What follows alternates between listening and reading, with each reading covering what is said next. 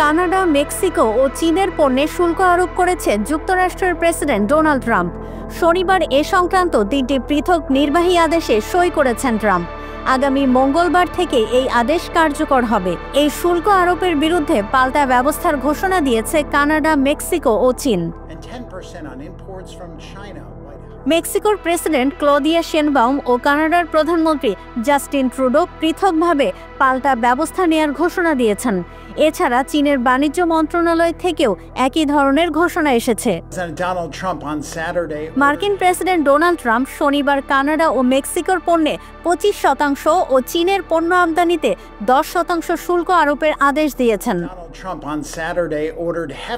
কানাডার প্রধানমন্ত্রী Justin Trudeau বলেন, $155 বিলিয়ন মূল্যের মার্কিন পণ্যের ওপর 25% শুল্ক আরোপ করবে তার সরকার। মঙ্গলবার থেকে $30 বিলিয়ন মূল্যের মার্কিন পণ্যের ওপর এই শুল্ক কার্যকর হবে, আর বাকি $125 বিলিয়ন মূল্যের মার্কিন পণ্যের ওপর শুল্ক আরোপ কার্যকর হবে 21 দিনের মধ্যে।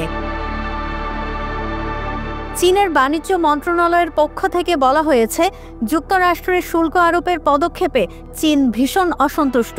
তারা দৃঢ়ভাবে এর বিরোধিতা করে। এটি বিশ্ব বাণিজ্য সংস্থার নিয়ম নীতির গুরুতর লঙ্ঘন। যুক্তরাষ্ট্রের বিরুদ্ধে অনুরূপ পাল্টা ব্যবস্থা নেবে চীন। নির্বাচনী প্রচারকালে ট্রাম্প চীনের পণ্যে 60% পর্যন্ত শুল্ক আরোপের হুমকি দেন। গত 20 জানুয়ারি শপথ নেয়ার আগে পরে কানাডাকে যুক্তরাষ্ট্রের অঙ্গীভূত করার ইচ্ছা প্রকাশ করেন, আর মেক্সিকো উপসাগরের নাম পরিবর্তন করে মার্কিন উপসাগর রাখেন। এছাড়া অভিবাসন প্রত্যাশীদের নিয়েও দেশটির সঙ্গে দূরত্ব বেড়েছে ট্রাম্প প্রশাসনের। এদিকে ব্রিক্সভুক্ত দেশগুলো যদি আন্তর্জাতিক বাণিজ্যের ক্ষেত্রে ডলারের বিকল্প সন্ধানের চেষ্টা করে, তবে তাদের ওপর শতভাগ শুল্ক আরোপের হুমকি দিয়েছেন ট্রাম্প। এ নিয়ে প্রতিক্রিয়া জানিয়েছে রাশিয়া। শুক্রবার ক্রেমলিন বলেছে, ডলারের পরিবর্তে নতুন মুদ্রার প্রচলন ঘটানোর কোনো পরিকল্পনা তাদের নেই, কখনো ছিলও না। ব্রাজিল, রাশিয়া, চীন, ভারত ও দক্ষিণ আফ্রিকা নিয়ে গঠিত ব্রিক্স কয়েক বছর ধরে আন্তর্জাতিক বাণিজ্যে ডলারের ওপর নির্ভরশীলতা কমানো নিয়ে কথা বলে আসছে। সাম্প্রতিক বছরগুলোতে মিশর, ইথিওপিয়া, ইন্দোনেশিয়া, ইরান ও সংযুক্ত আরব আমিরাত এ জোটে যোগ দিয়েছে। এদিকে ডেনমার্কের নিয়ন্ত্রণে থাকা গ্রিনল্যান্ড কেনার যে ইচ্ছা সম্প্রতি ট্রাম্প জানিয়েছেন, তাকে হালকাভাবে নেয়ার কোনো সুযোগ নেই বলে মন্তব্য করেছেন মার্কিন পররাষ্ট্রমন্ত্রী মার্কো রুবিও। বৃহস্পতিবার এক টেলিভিশন শোতে তিনি বলেন, যুক্তরাষ্ট্রের প্রেসিডেন্ট গ্রিনল্যান্ড কিনতে চান।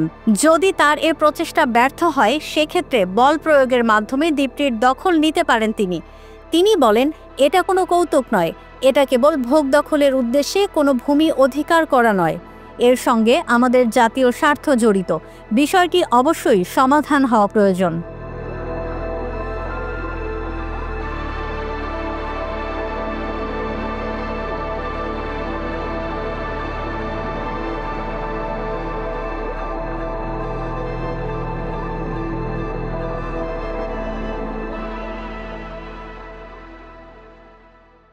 কেউ না বুঝলেও আমরা আপনার প্রয়োজন বুঝি, আর তাই তো অত্যাধুনিক ফিচার সম্বলিত বিভিন্ন সাইজ আর কালারের 250-টিরও বেশি ডিজাইন অপশন নিয়ে ওয়ালটন স্মার্ট ফ্রিজ বোঝে আপনার প্রয়োজন।